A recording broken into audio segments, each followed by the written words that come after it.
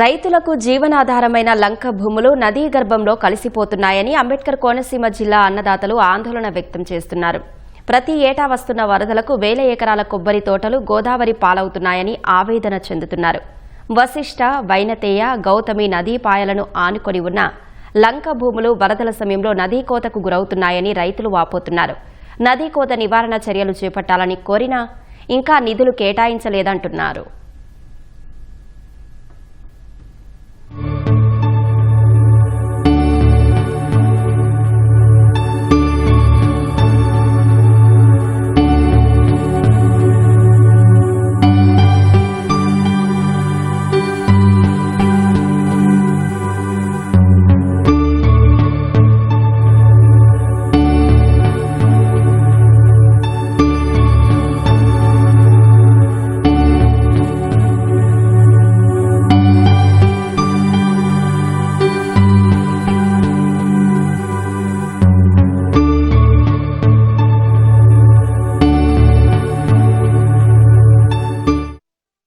ఈ నది ఒడ్డునున్న కొబ్బరి తోటలన్నీ ఈ 2 రోజుల కింద వచ్చిన వరదకి చాలా కొబ్బరి తోటలు నదిలో కలిసిపోయినాయండి.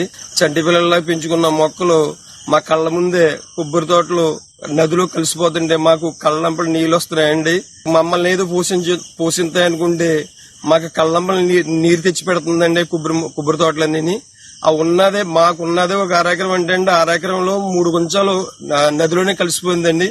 ఇది వెంటనే గవర్నమెంట్ ఇది చర్య తీసుకుండి దీన్ని ఏమైనా అరికడతారని మేము గవర్నమెంట్ కి తెలియజేస్తున్నామండి.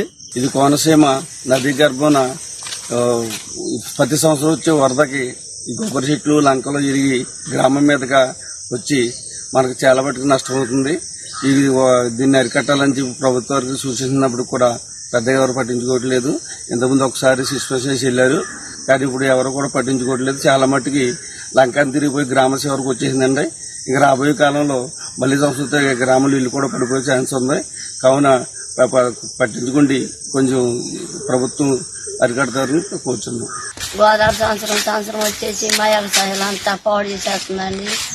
నష్టం అయిపోయి మేము కొబ్బరి మొక్కలు అయిపోయి మేము కష్టపడి సంపాదించుకున్నది అంతా గంగపోలు అయిపోయిందండి. మరి మాకు ఏమన్నా న్యాయం చేస్తారేమని మేము మాట్లాడుతున్నామండి.